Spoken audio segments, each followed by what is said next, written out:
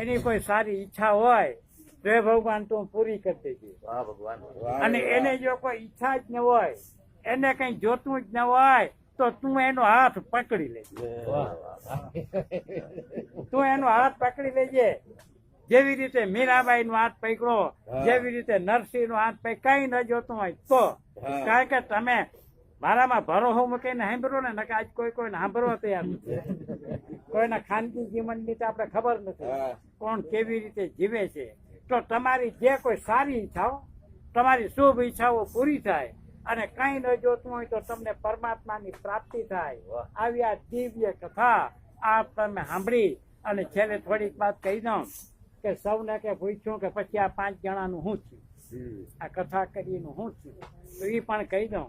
એટલે મેં પૂછ્યું તું તો કહ્યું તું કે આપણે 6, 5:30 જેવું વાગ્યું, હવે પૂજા થાય અને આરતી તો આપણે 6 વાગે પૂરું થઈ જાય. આપણે કોઈનો સમય લેતા નથી. પણ સૌને કઈ કહ્યું કે આનું શું થયું, ત્યારે સુખરાને કે કહ્યું કે સાંભળો. પેલું પૂજન સતાનંદે કહ્યું, પણ સતાનંદને પૈસો જોતો હતો પરમાત્માને.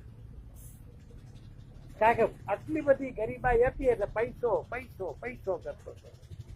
અને દર પુણ્ય કથા કરે, દર પુણ્ય કથા કરતા કરતા મૃત્યુ થઈ ગયો અને બીજા જન્મમાં સુદામો થયો,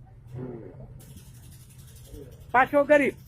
આ તો સત્યનારાયણ ભગવાનની કથા કરી એટલે સ્ટે આવી છે અને પૈસા મળ્યા, પણ ગરીબાઈ દૂર ન થઈ. આ તો બીજા જન્મમાં પાછો ગરીબ.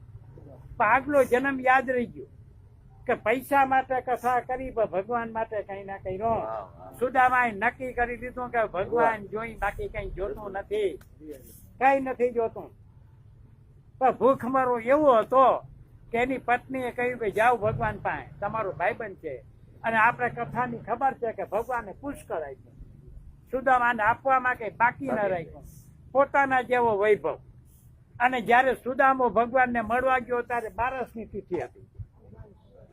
એટલે ભગવાને વચન આપ્યું કે અંજવારી કે અંધારી 12ને દિવસે જો કોઈ પૌવા કોઈ બ્રાહ્મણને દાનમાં આપશે તો એની ગરીબાઈ હું દૂર કરી દઈશ.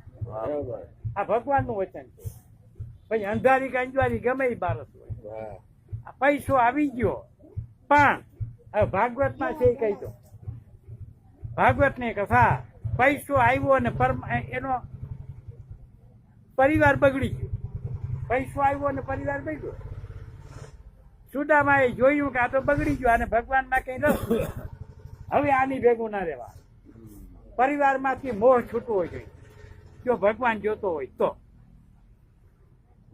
હવે આની ભેગું ના રહેવાય.